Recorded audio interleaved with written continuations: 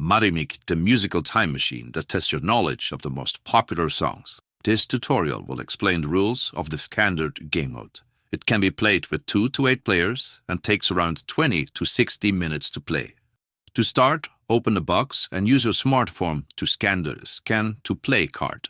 Check out the rules on this page if anything is unclear after this tutorial. But for now, we will pick a category option.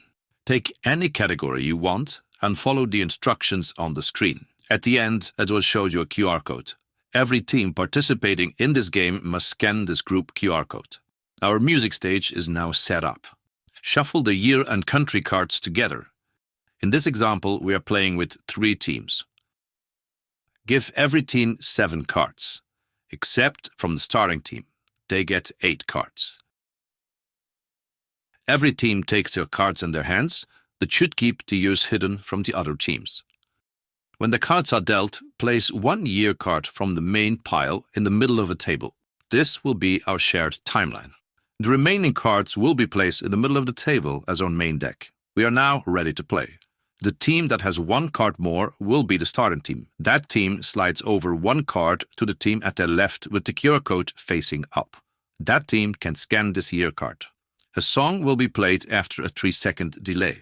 The team left of the starting team has to guess in which year the song was initially released. They can do this by putting the card on the chronologically correct place of our shared timeline. Is the song released after 2000 or before the year 2000?